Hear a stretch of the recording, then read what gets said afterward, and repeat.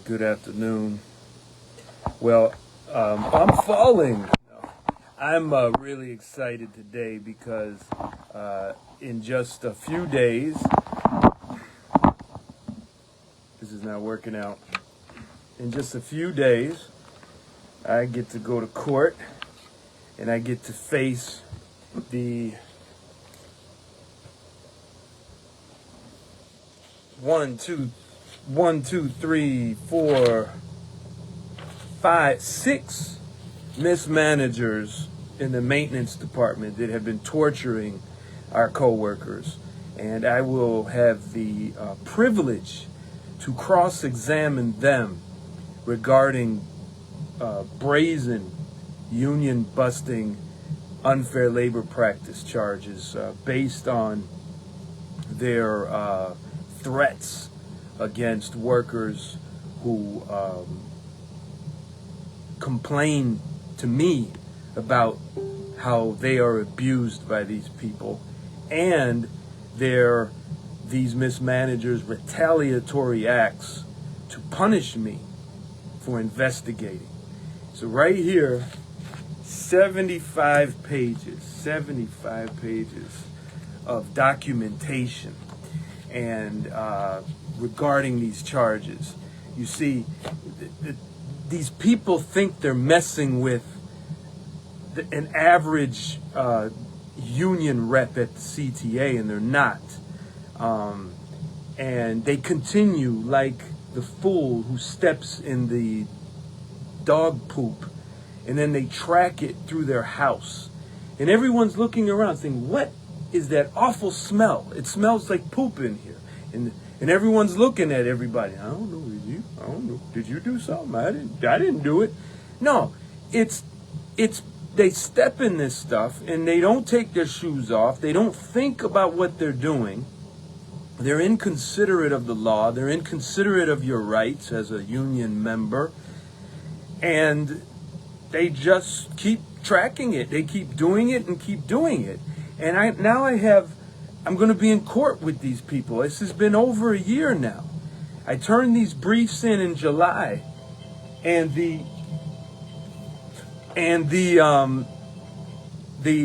CTA attorney still doesn't have their stuff together, and they want more time, and they've been sick, or they got this. Look, man, I do this on my spare time. Yet a 6-digit salaried CTA lawyer needs more and more time. You're not going to have more time. I don't have to. I haven't even been promised to get the day off to go to court. So there's a chance, brothers and sisters, when I go to court to defend us, to defend you, defend myself, that I'm going to be written up for gross absenteeism. I still can't get nothing. Manpower. You know, I mean, I still haven't got anything in writing. So, I'm dedicated to fighting. I like to fight. And I am really looking forward to Tuesday. And I'm going to make sure I tell you everything that happens. Because I'm talking general manager, inspection manager, senior manager, floor manager, senior manager.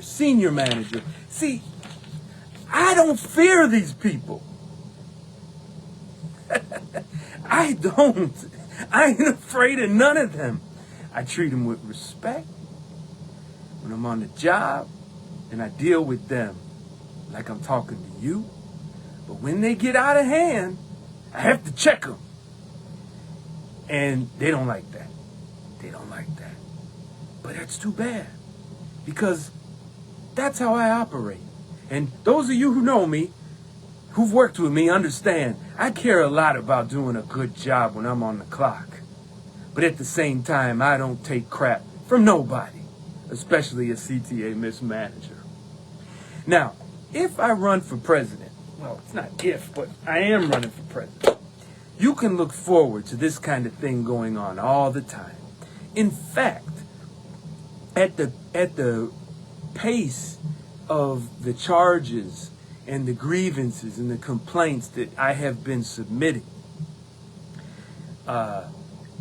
In 2 years, if we make it to the next general election, and I'm elected as president, we will still have these outstanding charges for unfair labor practices. So I want you to understand how desperate the CTA Lie Department, Law Department is in trying to delay this stuff. But what they're doing is they're making a mistake.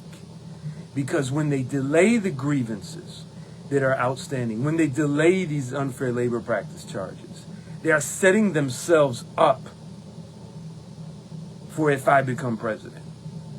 Because if I become president, I'm not going to be like Keith and Penny and Dixon and Franklin and Kelly and Harris and all them other, especially manager Jerry Williams.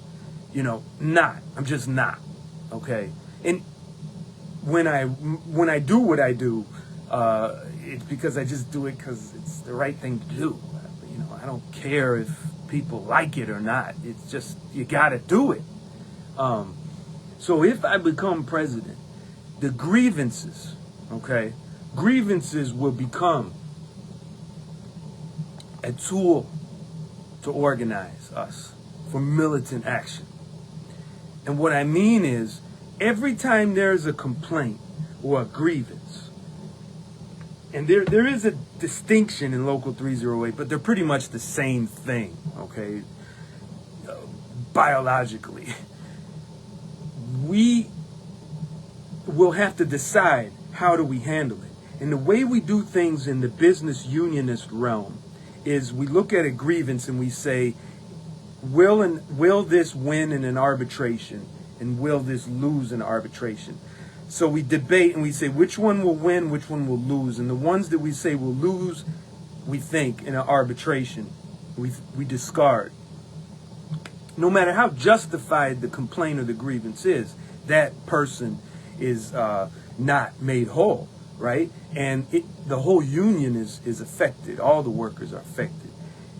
The ones that we say should go to an arbitrator, then that decision goes in the hands of a third party, right? And then this person, who's supposedly neutral, tends to decide neutrally. So, yeah, okay, you're going to get your job back. Oh, okay, you get that taken off your record, but you're not going to get back pay.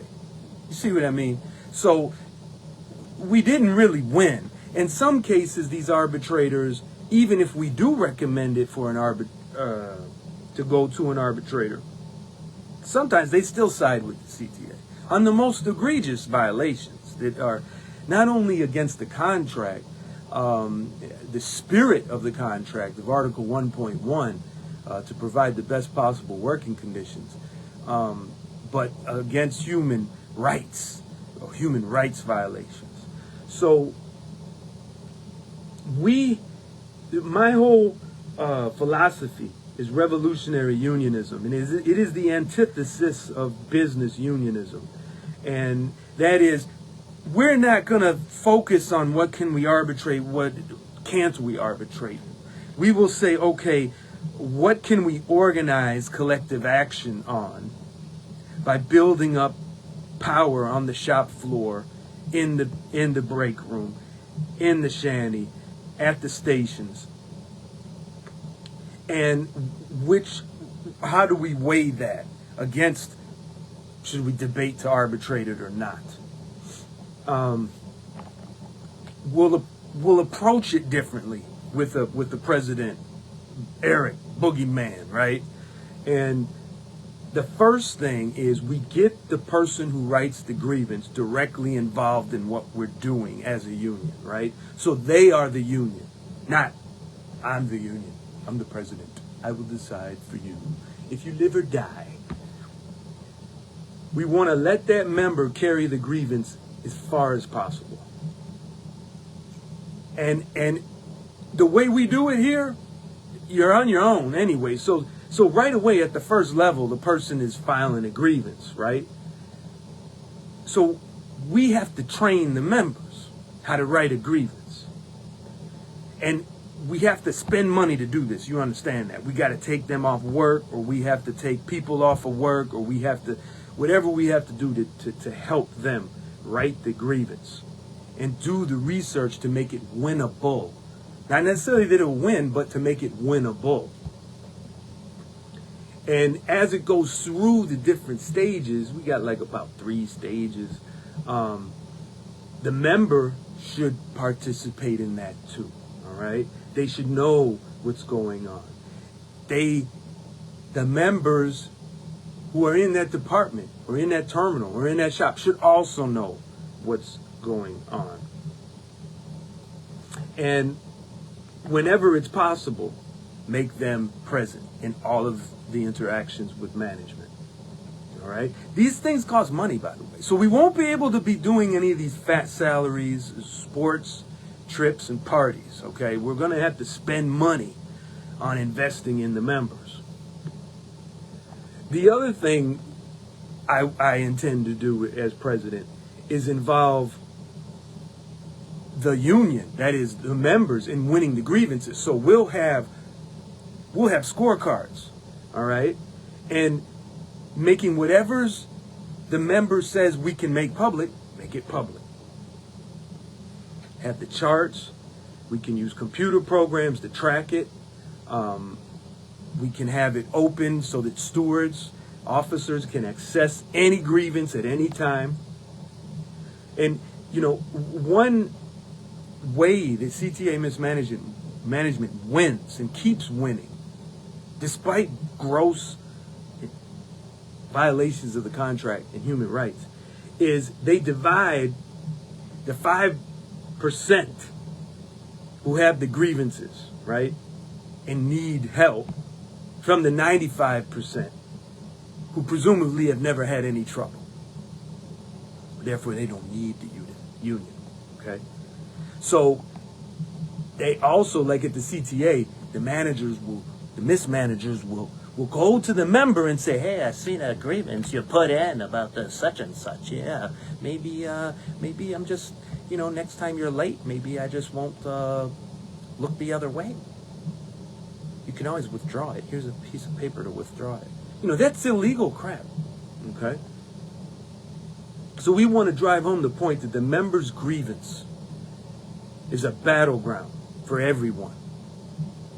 And not just in the sense of general solidarity. It could happen to you. But in the sense that the grievance results define the meaning of the workplace rules. Okay? So the more the CTA mismanagement gets away with violating us, the more egregious the rules become, where they're just used against us as opposed to protect us from them. If the grievance clearly and directly affects others, we'll make it a group grievance. They call it a class action grievance, trying to make it sound like a lawsuit, but it's really not. And we get people to sign on, get them involved, gather the information, support. And that's what I did with these charges, this charge that I'm going to have to cross-examine all these managers. We have, so many of you wonderful coworkers, bus and rail, sent me such great evidence to get this charge over and hopefully convince the judge to rule against the CTA. I really appreciate that. But it wasn't so much for me, because this grievance is about, this charge is about the CTA punishing people who reach out to their union rep to complain, and then punishing the union rep for investigating,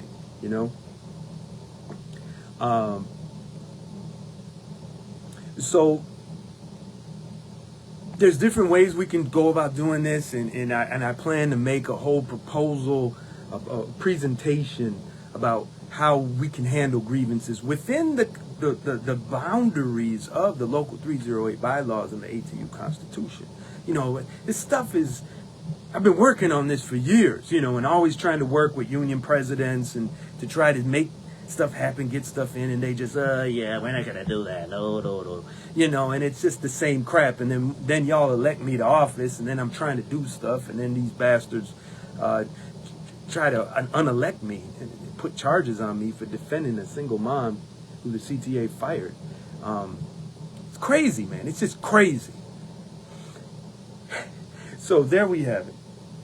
I'm excited. I hope you're excited, because a victory for you is a victory for me, and a victory for me is going to be a victory for you. I guarantee it, because they are so scared that I could become the president of Local 308 that they are actually telling members. This is what I'm getting. Unfortunately, when people don't put stuff in writing, I can't act on it, but I can share it with you. I mean, I can't act on it and then get the charges to stick, okay? But I can still talk about it. But what they're doing now is they're telling the members, if you elect that boogeyman, you're gonna be in trouble. We're not gonna give any leeway. We're gonna go right in on you. We're not gonna make any deals. It's gonna be so they are breaking the law, by the way, discouraging you from voting for me for president. That's how scared they are. And I like it. I don't know about you, but that's exciting that the mismanagers and their boss-loving, bootlicking business agents on 1613 Michigan and 11204 South Western are so scared that they are threatening the members about voting for me. Sadly, it may get over on them, because fear does it. That's how they got us to accept this 1 point something % raise we're getting in January. You know, but without any sick leave, which is a state law, by the way. But assuming we don't put charges on Penny and Mark and just throw them out and impeach them right away, I got 2 years. I got 2 years to campaign, basically. So I'll just be out there talking to coworkers and getting to know them, signing them up. And then when it's time to vote, y'all will know who to vote for if you want a real union, you know? Well, time to get ready for work. It was good talking with y'all, and I hope you enjoyed this video, and I hope you're inspired. And I'll let you know what happens after Tuesday, and it might drag into 2 days, but you know, I'll let you know, and hopefully I'll have your support if the managers decide to write me up, because I'll be in court and not at work for those days. But we'll see. Hopefully they'll, you know, cooperate. I can